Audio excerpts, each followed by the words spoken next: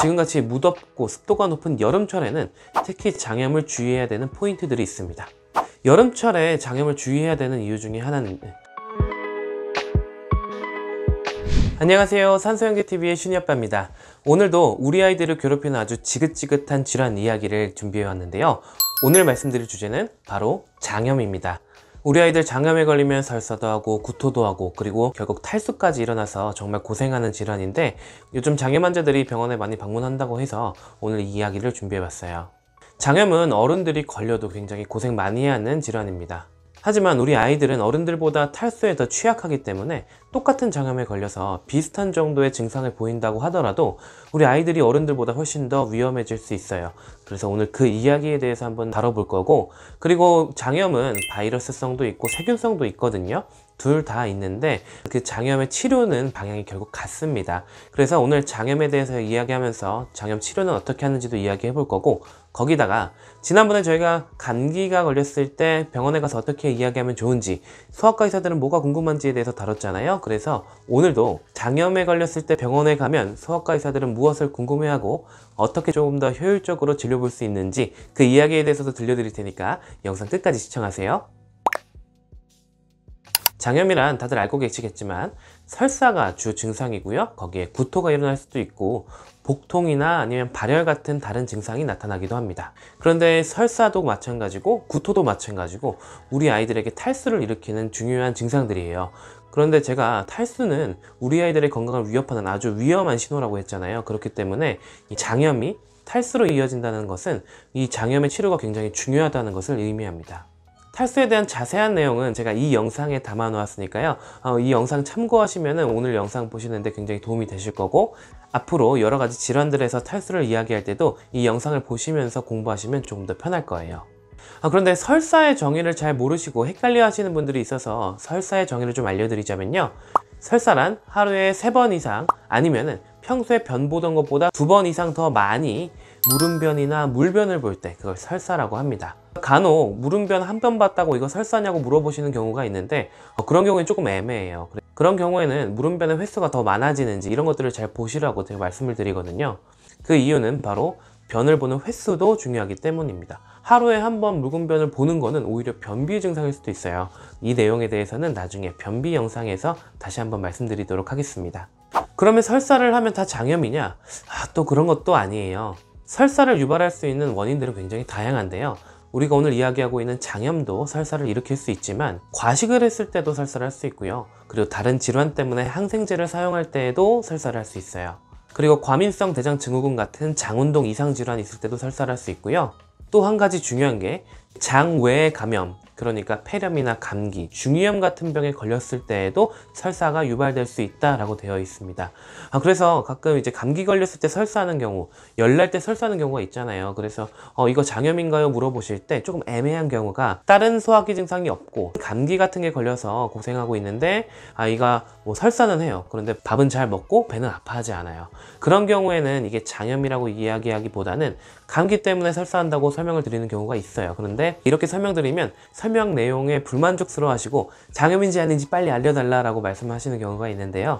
그런데 장염인지 아닌지 결국은 아이들이 설사 때문에 탈수가 일어나지 않는 게 중요한 거니까요. 이 점에 대해서는 뒤에 치료 부분에서 다시 설명드리고요.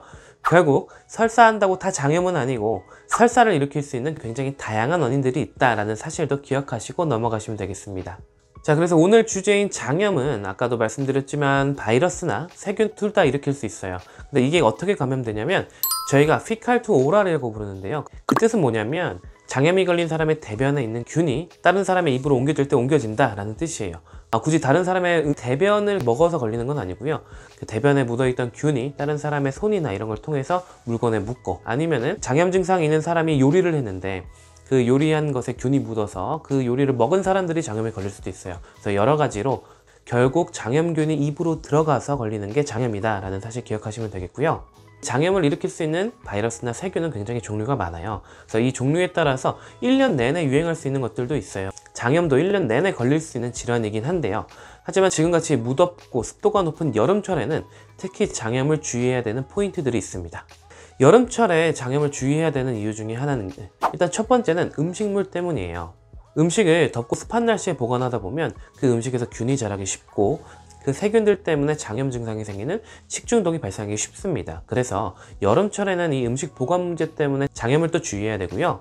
그리고 여름 되면 물놀이 많이 가잖아요. 그런데 이 물놀이 할 때 소독되지 않은 물을 사용하면 이 물에서 놀고 있는 다른 사람의 여러 가지 전염병들이 전파될 수가 있습니다. 그 중에는 눈병도 있고 수족구도 있고 그리고 장염도 있어요. 그렇기 때문에 이 물놀이도 우리 아이들의 전염병을 전파시키는 원인 중에 하나다라는 사실도 아시면 좋겠고요. 그리고 마지막으로 이제 여름방학도 있고 하니까 해외여행 많이 가잖아요. 근데 해외여행을 가면 그 나라에서 유행하고 있는 풍토병들이 있습니다. 풍토병이라고 하는 거는 그 지역에서 유행하고 있는 전염병 같은 걸 이야기하는데요. 우리나라에선 잘 발견되지 않는 장염을 일으키는 균들 때문에 여행지에서 장염 증상이 생기거나 아니면 귀국해서 장염 증상이 생기는 경우도 있어요. 그러니까 여름방학 때 해외여행 가는 것도 우리 아이들의 장염을 일으키는 또 다른 원인이 될 수 있다라는 사실도 알고 넘어가시면 되겠습니다. 그럼 우리 아이가 장염에 걸린 것 같은데 언제 병원에 가야 될까요? 이럴 때 저는 장염이 의심되면 병원에 바로 가라고 말씀을 드려요. 그 이유는 제가 탈수 영상에도 설명드렸지만 우리 아이들이 장염 때문에 결국 탈수가 생기는 게 문제잖아요. 근데 탈수는 많이 진행되기 전에 초기일 때 빨리 진료받고 그 원인을 제거하는 게 중요하기 때문입니다. 특히 어린아이일수록 가벼운 장염 증상으로도 탈수가 일어날 수 있기 때문에 이 탈수가 많이 진행되고 나서 병원 가지 마시고요. 소화기관에 불편한 증상이 나타나서 우리 아이가 잘 못 먹거나 아니면 설사를 많이 하는 것 같다, 그래서 탈수가 생길 것 같다라고 의심이 드는 경우에는 빨리 병원에 가서 진료 보시길 바라겠습니다. 그렇게 해서 병원에 가면 의사들이 장염 환자를 진료 볼 때 무엇을 궁금해할까, 그 내용들에 대해서 조금 설명을 드리자면요. 일단 이 환자의 증상이 궁금합니다.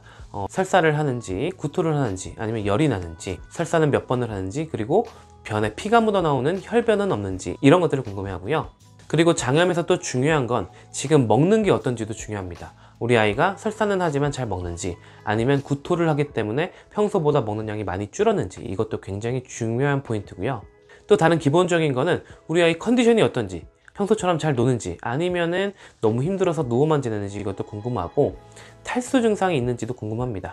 탈수 증상을 물어볼 때 저희가 가장 많이 물어보는 질문이 소변을 보는 양이 많이 줄었냐, 기저귀를 가는 횟수가 많이 줄었냐, 이런 걸 여쭤보거든요.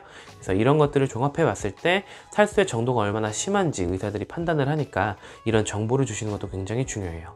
그리고 저희가 장염의 원인을 생각해 보기 위해서 최근에 어디 여행지에 놀러 간 적은 없는지, 아니면 주변 사람들은 증상이 있는지, 아니면 하루 이틀 내에 먹었던 음식들 중에 보관이 오래됐던 음식이거나 아니면 조금 불안했던 음식은 없는지, 이런 것들도 주의 깊게 들어봅니다.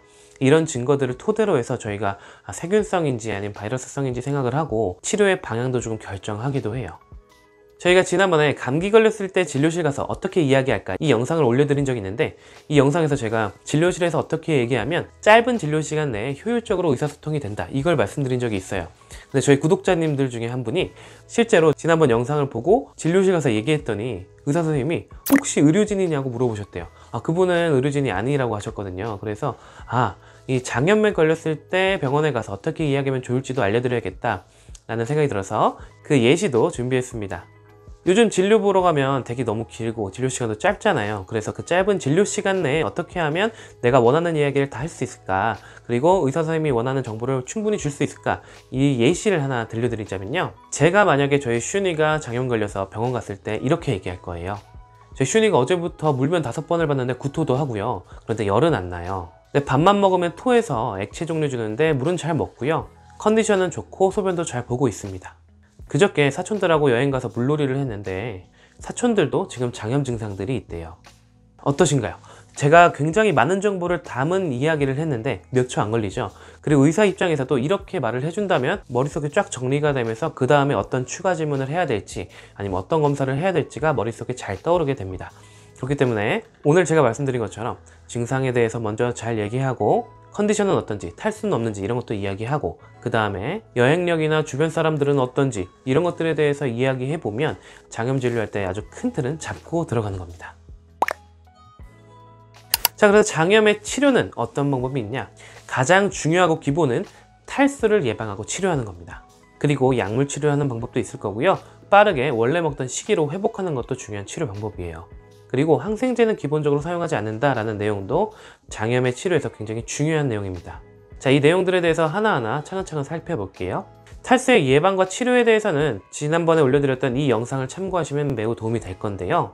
이 영상의 내용을 조금 되돌이켜서 복습을 해보자면, 아이들이 탈수가 의심되거나 탈수 증상이 있을 때 집에서 경구수액요법을 시도할 수 있습니다.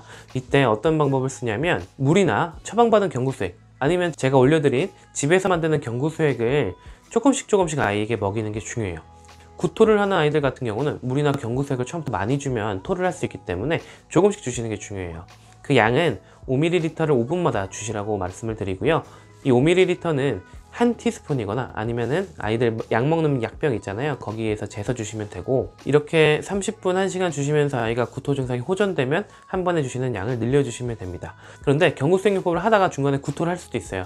그런 경우에는 한 30분 정도 쉬었다가 다시 5ml씩 주시는 걸 시도하시면 됩니다. 물론 지금 수유하는 아이라면 분유나 모유가 소화가 안 되는 게 아니라면 이 분유나 모유를 조금씩 먼저 주시는 것도 중요한 방법이에요. 이게 시간이 오래 걸리고 귀찮은 방법이지만 제가 이 방법을 굳이 알려드린 이유는, 요즘 수액 한번 맞으려고 응급실 가면 3-4시간 대기는 기본이잖아요. 그런데 그동안 아무것도 안 하고 기다릴 수는 없어요. 집에서나 아니면 응급실 대기할 때 이렇게 조금씩 수액 보충을 해주시면 아이들의 탈수가 좋아지면서 굳이 주사 수액을 맞지 않더라도 증상이 많이 좋아질 수도 있습니다. 그렇기 때문에 이 방법 꼭 기억하시고, 우리 아이가 장염에 걸렸거나 아니면 수족구 같은 병 때문에 탈수가 의심될 때 꼭 활용해 보시기 바랍니다. 그리고 약물 치료를 할 수 있는데요. 소아들의 장염에서는 이 약물 치료에 조금 한계가 있어요. 장염에선 크게 3가지 약을 쓴다고 생각하시면 되는데요. 일단 구토를 막는 항구토제, 그리고 설사를 막는 지사제, 그리고 유산균이나 정장제라고 부르는 프로바이오틱스가 있습니다. 그런데 항구토제는 연령 제한이 있는 약들이 많고요.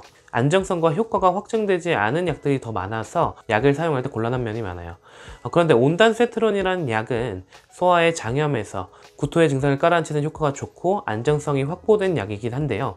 이 약은 우리나라에서 지금 급여로 풀리지 않고 비급여로만 처방이 가능하기 때문에 값이 굉장히 비싸다는 단점이 있습니다.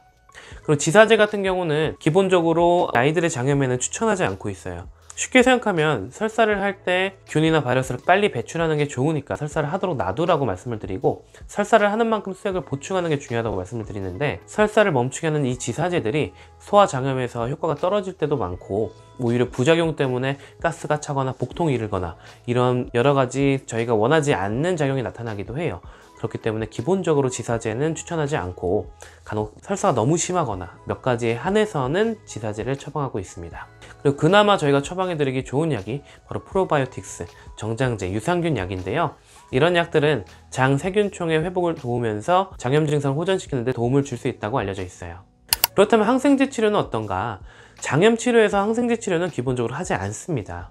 하더라도 아주 제한적인 경우에만 사용하는데요. 일단 바이러스성 설사 같은 경우는 항생제는 바이러스를 죽이는 약이 아니니까 당연히 항생제 치료하지 않겠죠. 그리고 세균성 설사라고 하더라도 이 균종에 따라서 치료를 할지 말지, 아니면은 똑같은 균이라도 증상에 따라서 치료를 할지 말지가 아주 천차만별이에요. 이 표는 소아과 교과서에서 가져온 건데요.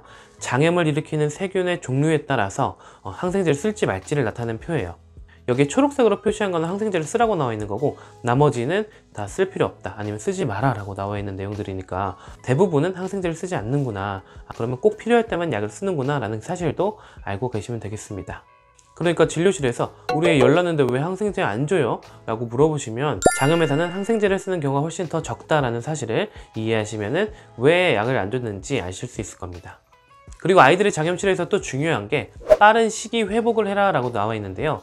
근데 어른들은 장염 걸려서 병원 가면 며칠 동안 죽만 드세요 라고 얘기를 하잖아요. 그런데 우리 아이들은 작은 어른이 아니기 때문에 이 장염의 치료에서 시기 회복에 대한 시각도 많이 다릅니다. 일단 어른들은 하루 이틀 미음만 먹거나 죽만 먹어도 탈수나 영양소 결핍이 심하게 오는 경우는 드물어요.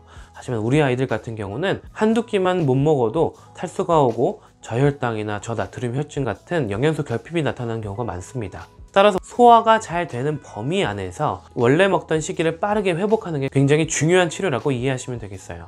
여기서 소화가 가능한 범위란 무엇이냐면, 일단 구토를 계속하고 있는 아이에게 당연히 밥을 먹일 수는 없겠죠. 구토가 주 증상이었고 구토가 멎어도 계속 미식거리는 증상이 남아있는 아이라면 당연히 소화가 잘 되는 미음이나 죽을 주시는 게 소화가 잘 되는 범위 안에서 식사를 제공해주는 방법이 되겠고요. 그런데 아이가 토하지도 않고 미식거리는 증상 없이 설사만 계속하고 있다고 하면 다음과 같이 시기를 진행하면 됩니다.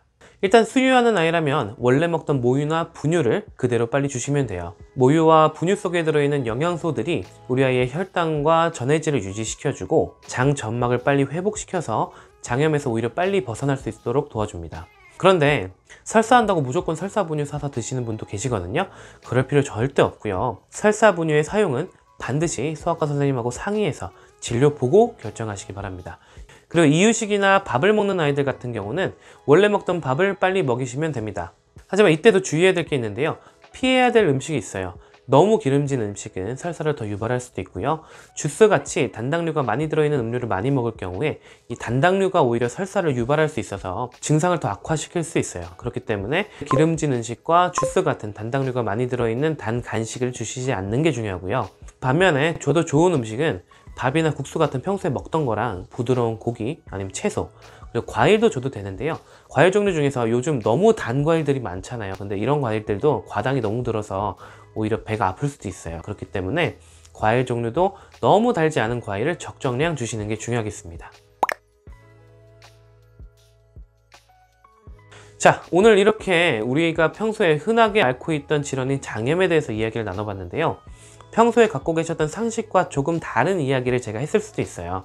제가 오늘 내용 준비하면서 진료실에서 많은 분들이 이런 오해를 갖고 계시구나 느꼈던 점들을 중점적으로 준비하기도 했거든요. 그렇기 때문에 오늘 영상이 우리 아이의 장염을 바라보는데 그리고 우리 아이가 장염에 걸렸을 때 빨리빨리 치료되는데 도움이 되었으면 좋겠고요. 제가 탈수 영상에서도 말씀드렸지만 우리 아이가 장염 증상이 심해서 탈수가 심하다라고 할 때는 빨리 병원에 가서 입원 치료를 받는 게 회복에 더 중요할 수 있으니까요. 이 점도 함께 기억하시면 좋겠습니다.